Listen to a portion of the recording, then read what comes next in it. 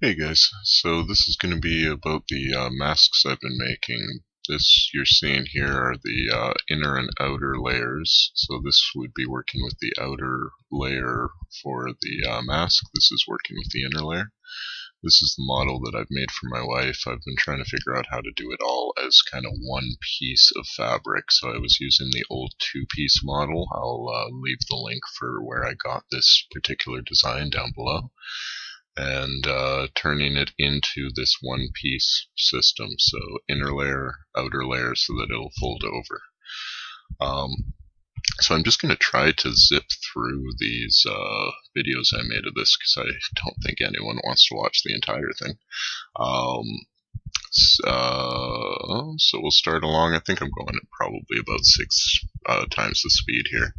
So we'll just slow down slightly. I don't know, 5 times the speed. Okay, I've been using bobby pins to pin everything together. I find that this is a great way to A, keep everything in place, B, not perforate my fingers, and C, not perforate the fabric. I was using regular pins at first and realized that that really doesn't work too well. What you see me doing there is just putting in a line that I can sew down, because this is the outer layer, so I don't want to actually cut the little section out. I just want to put in a seam right here, so that's going to cause the cup inside the mask to fit. And once I show you how I set up these designs, I'll show you what I mean there.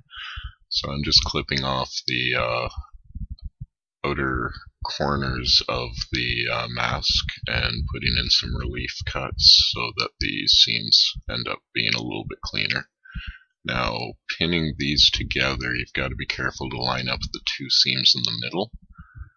And once you've got that going, I tend to put a couple pins in at the end.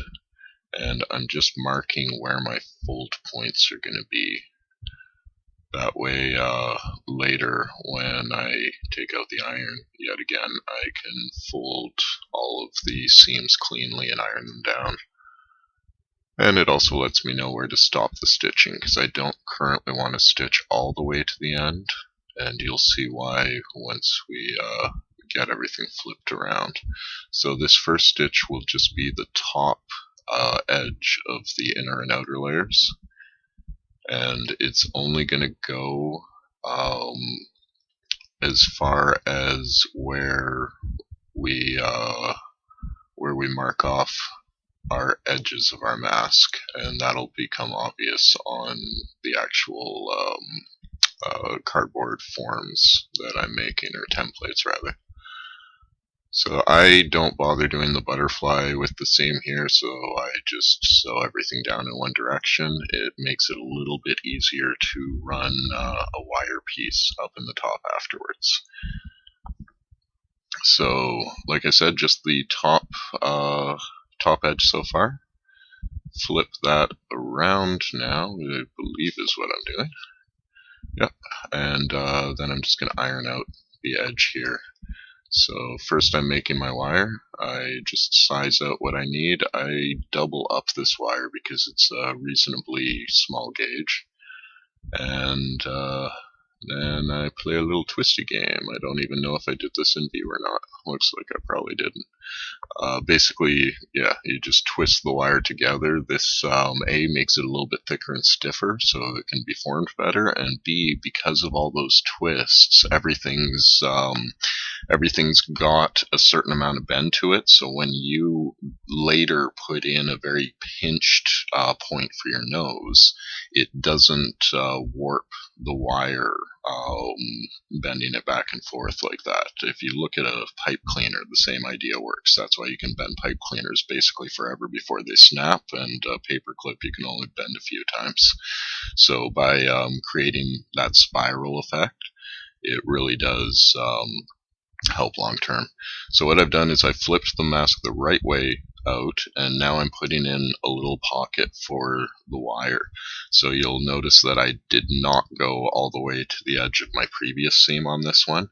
Now I've got a new system in place because although this pocket works really well for the wire and I can pull it out for cleaning, it's a bit of a pain in the butt to get to it. You have to turn the whole thing inside out and really get the right angle. So my newest mask model actually has an exterior pocket on the inner layer. Okay, so this is, let me see if I can just pause for a second here. This is the pocket that that I was using, so the stitching doesn't go as far as the previous stitching, and that's what required flipping it inside out before you could put the wire in. So on the new model, I've just taken this inner surface and put an additional patch of fabric so that the wire is accessible from the normal direction of the mask. Okay, so back to, we're just sewing down the edges of the mask right now, realizing I hadn't marked it out properly already, so doing it then. This was all done late at night with minimal coffee. And yeah, pulling the wire out to make life a little easier. Now these edges are essentially the clean edge of the pocket of the mask. So it's just going down as far as the inner surface because we still need the extra flap of the outer layer to be able to bend back and create the pocket, or the seal for the pocket anyway. Alright, and I believe that might be what I'm doing next here, is folding that over and creating the entry point for the pocket. I really have to figure out a better place to put the cell phone camera. I just have it clamped to a seat right now, so. And you'll see the giant pile of donated t-shirts and whatnot in the background that I've been making masks out of. So on the whole, I've been sticking with cotton fabrics, mainly because I'm putting interior filters into this. I'll put another video together on how I'm making the filters, but it's basically the same pattern reduced by about 4 millimeters on all sides, and I'm doing 3 layers. I'm doing 2 shop towel layers, and I'm doing shop towels because of some great work that was done by a sewing company over in California to test common materials. If you have HEPA vacuum bags, they are wonderful, but they're also kind of expensive. I happen to have a ton of landscaping fabric from a project that I was doing a few years back, so I've been doing landscaping fabric as the inner layer to create some stiffness, and shop towels on the outer sides of that. So 2 layers of shop towel, 1 layer of landscaping fabric is my current plan, and I'll do a whole film on that. So here you see I've bent over the extra flap, and I'm just putting in some light seams on the edges. That keeps it in place but still allows the pocket to be opened, but the flap doesn't fully fall down anymore. And I don't know what that little pause was. I'm now folding over the outer edges, and I'm just going to get some pins in place and probably, I think, some stitching up on the tops and bottoms. This is where the straps will eventually be put in. I don't know if I film the strap process in this one, but there's various options. My first few masks I was using just hair elastics. I'd seen that somewhere online. They're cheap and easy, and I happen to have a lot of them because I've got long hair. But for this particular mask, I think I ended up putting in full-length elastic bands that pull in behind the head. So top and bottom one, very similar to what you'd see on an N95 mask. Just this was fabric elastic that I found in the wonderful sewing pile of stuff. And the other mask, the one I'd made for my wife, was elastic bands with Velcro in the center, so she can kind of change it based on if she's wearing a hat, it's still Canada and it's early spring, or how she's wearing her hair and stuff like that, just to be able to choose the tension in the elastic bands. So yeah, like I said, I'm just doing top and bottom to keep those folds in place, but leave the center open with enough relief on the seams to be able to fold it in and make it all pretty when I put the elastic in. And the one last thing I think I'm going to do in this video before it ends is put in just a little patch of Velcro right in the center of the pocket. So yeah, here I'm showing the elastics that I'll eventually put in. And that's it. Okay, I guess I didn't show the, because this is way back to pinning everything together. Like I said, I use the bobby pins just because that way there's no holes in the fabric other than where the sewing machine seam goes in. So last thing I was going to show you guys, if I can figure out where I put it, is this. This is me making a new one for me, so this is my version 3.0 large one-sided mask. I'm actually going to modify this yet again because every model I make I realize, well, that didn't work too well. So this angle here worked really well when I was doing the two-piece. Now that I'm transferring this over to a one-piece, and the main reason I'm doing this is tearing up my t-shirts. A lot of them have fun little sayings on them, so by doing a one-piece, it ends up being uninterrupted. But the two-piece works just as well, and in some ways creates a better cup, which allows a little bit more area in front of your mouth when you're breathing. So that's completely up to you. I'll leave the link to the one-piece ones, and you can just see how I've modified them. So this particular one I've created just a little bit more of a curve because I have a prominent nose, so this gives me a little more nose room. And the reason I've done this angle down here is to give a little more chin room. So this does work for me. It did require a little bit of funky sewing down at the edges of the outer layer. And my next version is going to get a little bit of this angle taken away, so it's going to kind of cut off a little bit here because I do find that I've got other options for how to give that chin space. But again, these are works in progress, and I encourage everyone to customize their own versions because it really makes it a lot more comfortable to use. So me coming out of architecture, I treated this whole thing like CAD, so I started putting up some temporary lines to be able to work within, and that ugly orange color happens to be the color I always use for temp lines in CAD, and I happen to have a pen.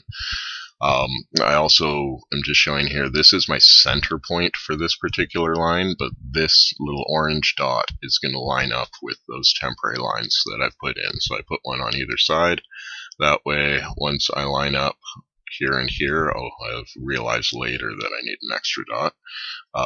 I've got the points that it's at, so when I flip this guy over, I can line up just on the orange lines. So, yeah, this was my inner. I've now cut it out. I'm putting it on another surface where I've already lined up. I believe this is 3.5 centimeters that I've done. I work in both centimeters and inches because I'm Canadian and we can't just be bilingual in language. We have to be bilingual in our metrics as well. Don't even know what that particular picture was for. So yes, I basically traced out the previous inner layer onto what will now be the outer layer. This will be the flap coming over, and this is where I had to kind of seam in some extra fabric, which is why I'd like to go with a more flat surface for the next mask and template. But I did the yellow for the simple reason that I can then go in and use black or blue or whatever I used for the actual cutting surface. Because this being the outer, I'm going to need to remove this little triangle while leaving the whole flap surface. You'll have seen that with the ones I'd made for my wife. So here is just me removing the little surface, and that's the inner version and outer version. I have since also made a third template for the filter for this particular mask, and how I did that was I traced out the inner version onto another piece like I did for the outer version, and then I just took my compass set, compass protractor, those of us that remember math class, and put the pencil in, set the pin about 4 millimeters away, and then ran the pin down the line that I traced with the pencil on the inside, and basically offset that entire line by 4 millimeters. Cleaned it up a little bit and cut it out, and that gives me the size I need for the filter that goes inside the pocket. So I hope that that was helpful. I know I rushed through a few things. I will do a much more detailed video once I get the kind of final version that I'm working on mass producing for some of my, well, not mass producing, but producing for some of my wife's co-workers. And that'll be the version with the pocket a little more easily accessible, and for the wire, that is, and possibly with a little bit of elastic in the chin area to keep a good seal there, just because it would be a little more comfortable than wire, I believe. And at the moment, I'm not using either of those options. I'm just experimenting, so the rest will be in the next video. Hope that helps, guys. I will link the original plan that I was using, wherever that was. I believe it was this guy. This was part of a previous video, so if you haven't seen the one I did last night, that's what this was from. Oh, and this is an angry computer. So yes, this is the pattern that I originally worked from. I will point out to you that for some reason they want you to add your seam allowance to this, which was annoying the first time because I cut out all the different sizes and realized, oh, you guys want me to add an extra 1/4 inch. So I just printed it out again at, I think, 1.15 or 1.2 scale, and that made my life a lot easier. So yeah, I'll link this below. I hope that helped, and I will upload more as I experiment more. Okay, thanks guys. I will talk to you soon. Stay safe and take care.